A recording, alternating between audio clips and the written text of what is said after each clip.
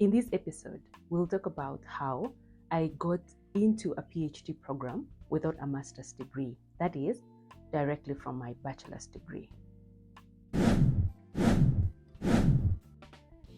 So this is a brief story of how my PhD happened. In my final year of undergrad, pursuing mechanical engineering, I think it was second semester, and a friend, as I've narrated in another episode, encouraged me to apply for the Rhodes Scholarship, which I did, kind of reluctantly, because I really didn't think that I was going to get it. But then, October of 2014, I was shortlisted, and all of a sudden, journey to Oxford was real, or almost real by that time. So Rhodes Scholarship is only taken at the University of Oxford. So that meant if I was shortlisted and if I was going to get the scholarship, that it meant that I needed to quickly understand how Oxford works and how admission at Oxford works and how master's programs and all the grad programs work. When I was applying for the Rhodes Scholarship, initially, my pitch was to do a master's, but then in that process of consulting and asking questions, someone told me that it was actually possible to do a PhD without a master's degree at the University of Oxford, only if you qualified. And the person who would check if you qualified to do a PhD without a master's is your supervisor. So essentially, that is how the process of applying for a PhD started. So fast forward, I was shortlisted for the Rhodes Scholarship, and then I got the scholarship. Then by the time I kind of had made my mind to go for it, to do the PhD without the master's degree. So then the process of contacting professor started. And this is what I want to share, the story that I want to share, so that any of you who would like to try PhD without a master's degree, or even as you apply for your PhD, I hope through this experience, you can learn one or two things. So this is what happened. So I started contacting professors. How did I get their emails? This is what you do. Whatever university you are interested in, you just go to the university website.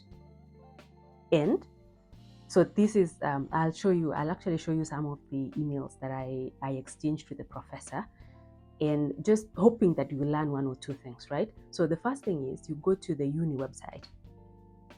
And then in my case, this was the University of Oxford. So I would go to University of Oxford, and then I would search the division or the department that I was interested in. So they have a couple of divisions: humanities, MPLS, and so on and so forth.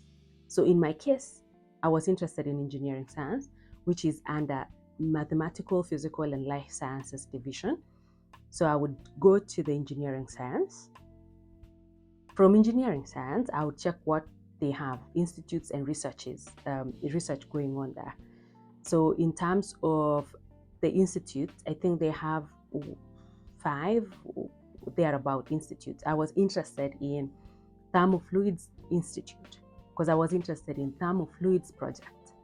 So I go to Thermofluids Institute, which is housed at the Oxford Thermofluids Institute. Then you want to check, you just want to know what is going on. You can follow their social media, you can follow them on their social media, just check what is going on. And then this is how you get their emails, or how you get to contact the professors. You then scroll to most of the universities. I think they have this feature on their website. You can tell the academics or the people in that particular department, in that particular lab. So this is what I did. I checked professors in that particular lab. So by this time, I've known that there is an Oxford Thermofluids Institute that I would want to join if I get admission for a PhD. I wanted to know who is working on this thermofluids research. So I would go through the professors and check their research interests, read their biography, maybe even scroll through a few of their research papers, so that when you are contacting them, at least you have some knowledge. I would say you check the papers that they've published, make some brief notes. I think if you read the abstract, you would get a rough idea. The paper itself, personally, I tried reading and I could not understand a thing. or rather, I understood very little from the papers that they researched. But when you read the abstract, at least you'll get an idea, a rough idea of what these guys are doing. So once you do that, then you can email them. As I've shown you, most of the from the website, you can get their emails pretty much. So that is how I got my professor's email.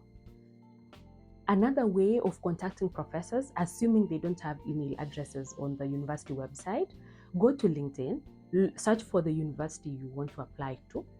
And then once you've searched the university, there is a way to filter based on company, people, post, jobs, and etc. So go to people, then scroll through. You can filter further so that you get people in that particular, you get academics, professors in that particular lab. Then you can try and DM them on LinkedIn.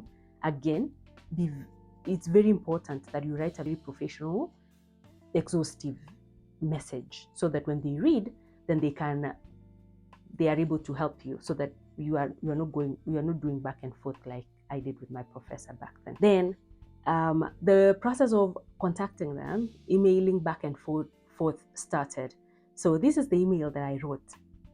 I'm sharing it here. I cringe when I read some of my emails. This was back in 2014 because the emails I don't think they were poorly written, in my opinion. I feel like I even didn't include a subject heading on the email. Can you imagine? Anyway, I've learned so much, and I'll share with you an email template that I think you should use when you're contacting these professors.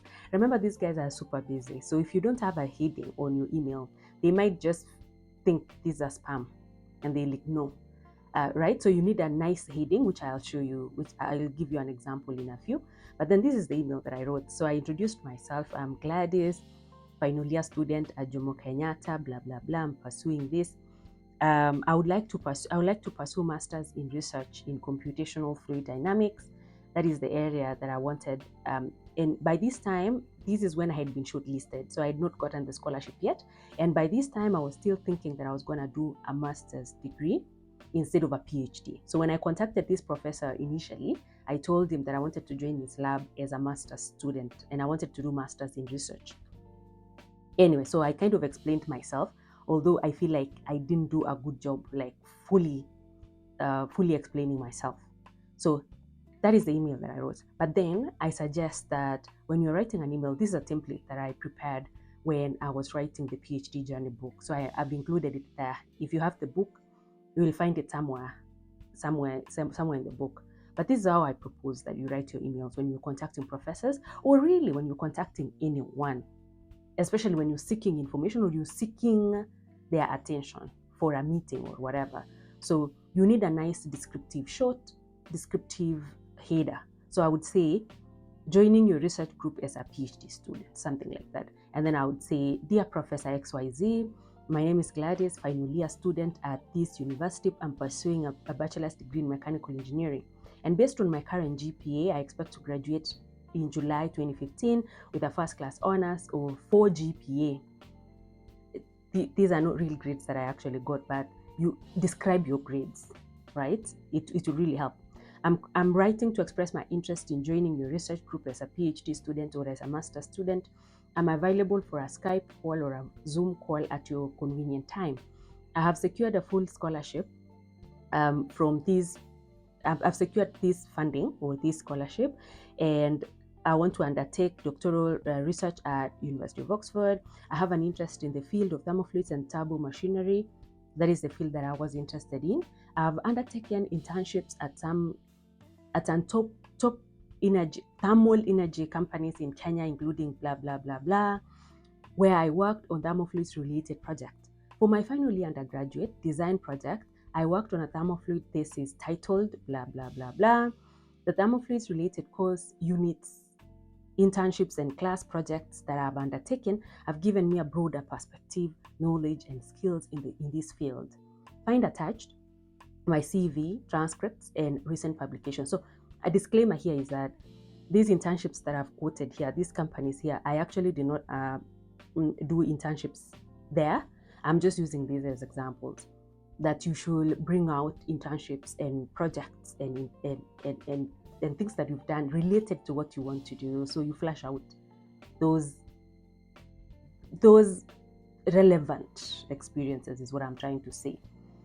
And then it's important, I think, when I look back when I was emailing that professor, I should have included my CV. I didn't even include my CV. So I would say, prepare a nice one-pager resume, attach your transcripts and maybe a recent publication if you have. I didn't have a publication by that time.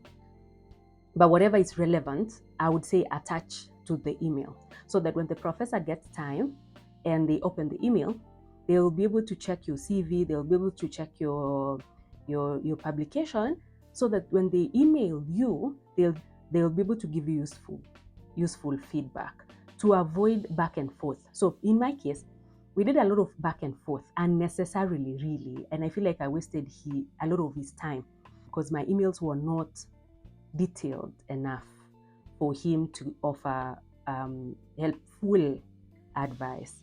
So he had to keep asking questions back and forth. I would say you want to avoid that to increase the chances of a professor, number one, reading your email, and number two, offering useful feedback. So if they have all your information, they'll be able to guide you. They'll be able to tell you, based on your experiences, maybe my lab is not the best, but I have my colleague in this other lab that I can introduce you to. But only if you've introduced yourself well. So anyway, let's keep going. So then he, like I mentioned, we did a lot of back and forth because most of my emails were not exhaustive. So he said, "Dear Gladys, we would welcome an application from you. My group is researching the technology used to cool the turbine in jet engines in collaboration with Rolls-Royce. The computer tools used in the design and research are constantly developing, and we have projects that use new tools to develop the performance of the cooling systems. Do you mind if we keep options open at this stage?" So the project could be jet engines or Formula One cars. So finally, after all the back and forth, I was like, yeah, I'm really open. Whatever, as long as the project is in thermofluids, I would take it. Whether it's for application in jet engines or in Formula One cars, I'm open. And so I replied and I said, yes, I'm open. Thermofluids is just this field of mechanical engineering. Thermo from heat, fluids from liquid gases, and it's the field of engineering where we manipulate fluids, gases, or liquids to do whatever we want them to do. So, for instance, for air conditioning, if the house is warm, then you manipulate the air, you make it cold so that it cools the house, and vice versa. So that was the Thermofluids project that I was interested in. In fact, my final year internship, I had taken it in a 5-star hotel, and I was working with the hotel engineer to repair and maintain air conditioning system in the hotel rooms, and I really loved it. And that's why I wanted for my postgrad, I was sure that I wanted a Thermofluids project. Anyway, so when I said, yeah, I'm open, whatever thermofluids project you give me, I'll take it. By that time, I was just interested in thermofluids, the broader field. I didn't have a particular research project. And so even in my emails, I was candid enough. And I said, although I did mechanical engineering and I majored in thermofluids in my final year, aside from that, I really don't have a lot of experience in thermofluids, and also I don't have a particular project that I want to do, and that's why I was attesting that we have a couple of projects running in the lab, and if you are open, then I'll just give you one of the projects. So again, in most of the research labs, you actually don't, if you have a research project, well and good, but if you don't have a particular research project, I would say don't lose hope. You can actually try and contact a professor in that lab and then see if they have running projects that you can take up. Anyway, so finally he wrote back to me and he said, here is a first draft. So again, I said, I was candid and I told him, I actually don't know how to write a research proposal, particularly the methodology part. You know, when you're writing a proposal, there is where you have to kind of tell us what methods will you use during your research? So I did not know what methods his lab were using. But again, with the power of hindsight, I think I should have done more skimming through publications because they are available on the website. So anyway, he went ahead and told me to check their website and then read some of the publication, see the methodologies that the students are using, and then we could use that. But even aside from that, this professor was super helpful. Another tip, if you're looking for a PhD, I would say you want to go with a kind professor. You want to go with a kind supervisor. PhD can be really tough. It's a roller coaster, and you don't want to be in that roller coaster alone. So while you are looking for a professor, they could be the best in the field, but if they are not kind and helpful, your PhD will be tough. So look for a qualified and an expert professor in the field, but also look for kindness and helpfulness.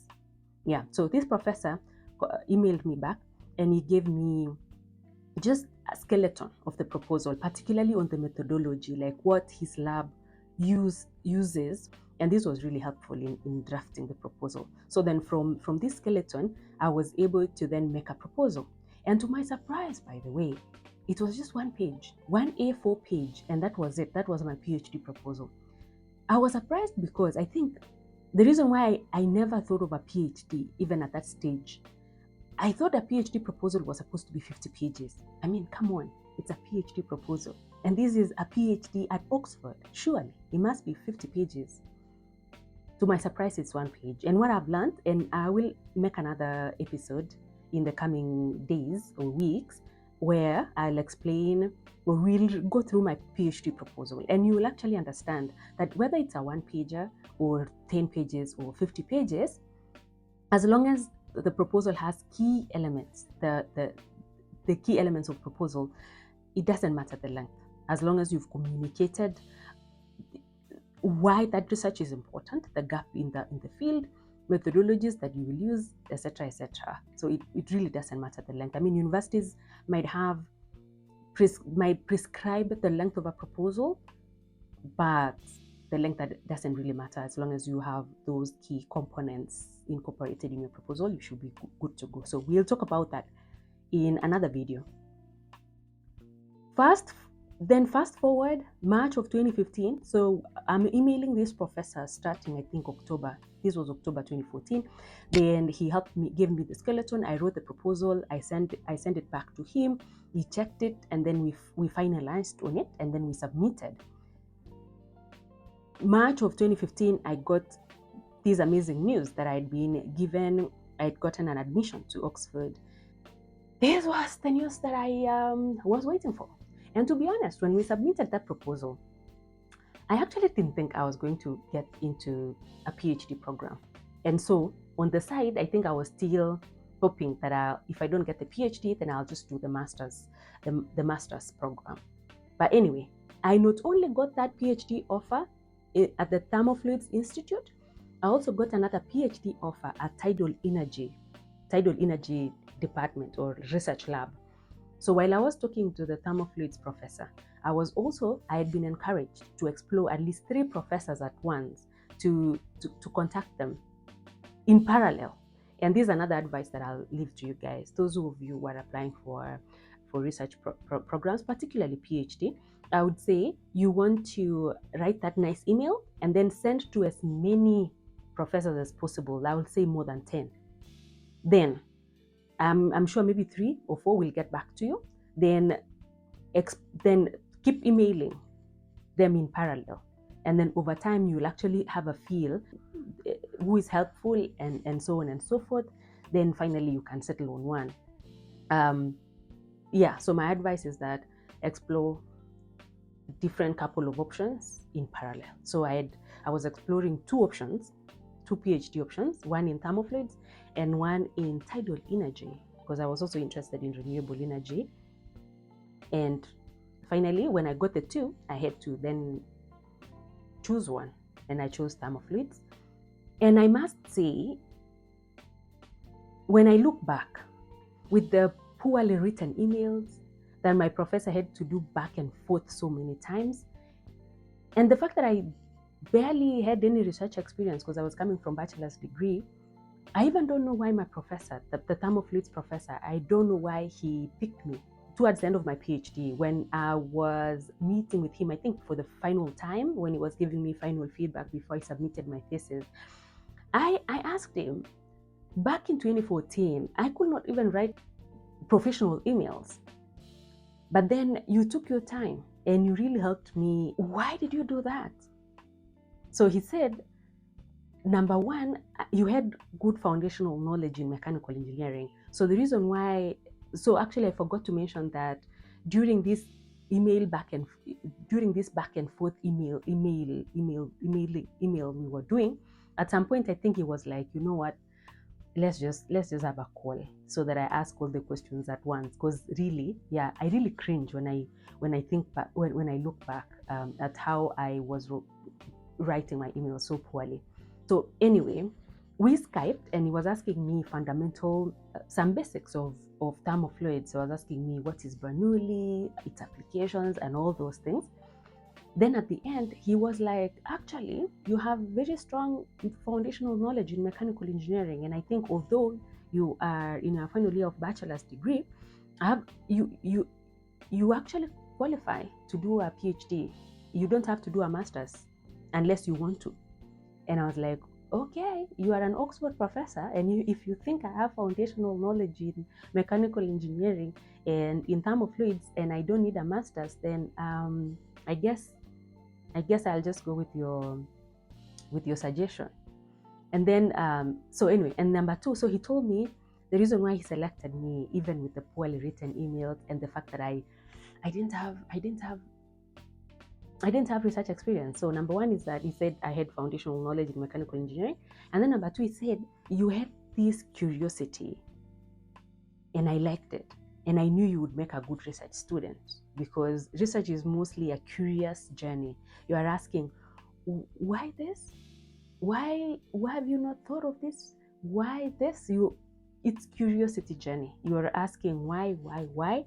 And he said I would make a good research student because PhD is a curious journey. You are always asking why, and then how can I set up this experiment? How can I analyze? How? And if you're curious, I think you will mostly enjoy the process. And I think I enjoyed the process. I mean, it was a roller coaster, but I enjoyed the process because I'm naturally a curious person. So anyway, so that is how I got myself into a PhD program without a master's degree, which I don't regret. Then the PhD started from there. A long roller coaster of a ride, which I think we will also talk about how I was able then to survive the roller coaster.